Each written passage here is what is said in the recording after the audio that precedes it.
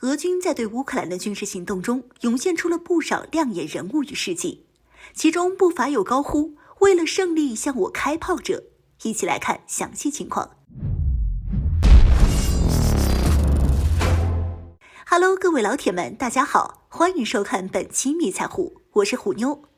在俄乌冲突爆发的1个月时间里，涌现出了一大批的俄军英雄人物。这些人作为军人恪尽职守，在战场上表现出色，为俄军取得后续的胜利奠定了基础。有的俄军战士甚至献出了生命。来自俄军侦察部队的安东·德米多夫上士就是一例。2月28号，安东·德米多夫在一次特别的任务中，近距离发现了乌军与极端分子布设的伪装自行火箭炮阵地后，随即开始测算火箭炮阵地的具体位置，然后向后方的炮兵部队提供射击支援，后方的远程炮火将立即覆盖这片区域。然而，就在正在汇报目标具体情况的时候，乌军与极端分子的火箭炮开始进行撤离。如果让这些火箭炮成功的撤离，那么后续的炮弹将打到一片空地上，也意味着此次远程火力打击前功尽弃。因此，为了尽可能迟滞乌军与极端分子的行动，为己方炮火准备提供足够的时间，德米多夫上士不顾个人安危，单枪匹马地向敌人发起了进攻。德米多夫上士心里明白，如果再不撤离，可能会被占据优势兵力的敌人杀掉，因为他已经被包围了。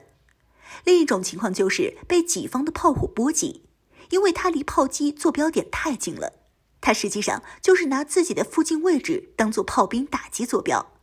但是他还是选择奋战到底。由于准备撤离的乌克兰部队和极端分子注意力被德米多夫上士成功吸引，因此火箭炮没有及时转移阵地，后续俄军的火炮打击全面覆盖了整个火箭炮阵地。德米多夫上士为了胜利，与敌大部队同归于尽，消失在炮击火海之中。德米多夫上士的英勇事迹在3月的俄罗斯国防部公报中被提及，有俄网友称德米多夫为人民的英雄，通过他的英勇事迹，可以激励更多的俄军官兵在一线奋勇作战。当然，这些类似的事迹不止一次出现过。此前就有俄军士兵为了掩护同伴被炮弹击中牺牲的情况，令人肃然起敬。国内网友认为，俄军官兵之所以会前赴后继、不畏生死，是因为在2战中，他们就有官居一线的优良传统。当时，苏军队伍里的政委们就因为带头冲锋伤亡率太高，政委都不够用了。而今天的俄军则延续了苏联红军指战员带头冲锋的光荣传统。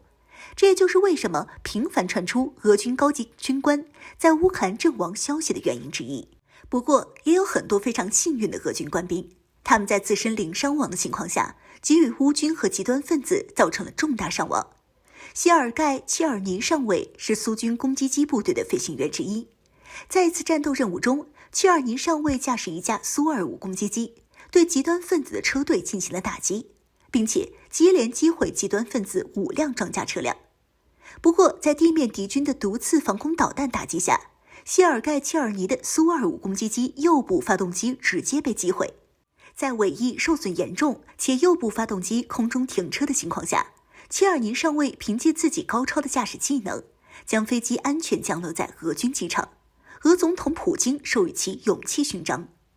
谢尔盖·古巴列夫中士是令乌军和亚速营闻风丧胆的 TOSEA 喷火坦克的指挥官。在3月初的切尔尼戈夫地区之战中，一个俄军摩步旅受到乌克兰军队的猛烈炮火打击，战局极为不利。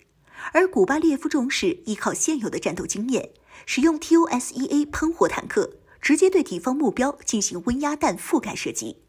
20多发大威力的温压弹直接将乌军的整个炮兵阵地夷为平地，还顺带摧毁了乌军14门火炮和40多名士兵。由于古巴列夫快速果断的打击，使俄军摩步旅得以安全渡过河流，整个大部队安然无恙。普京总统授予其勇气勋章以示嘉奖，而防空部队的阿里克萨少校也创下了击落乌克兰飞机最多的纪录。他率领防空部队和企图偷袭的乌军进行了激烈的交战，成功的将这些来犯之敌全部击退，并且在随后的作战中，使用防空系统击毁了乌克兰的9架飞机和5架无人机，被普京授予勇气勋章。以上只是一部分在俄乌冲突表现出色的俄军作战记录。我们可以看到，不管外界对其有再多的诟病和指责，俄军其铁血精神仍在。仅凭这一点，俄军就绝对不会垮，也不会输。俄军的军事行动也必将进行到底，得胜而归。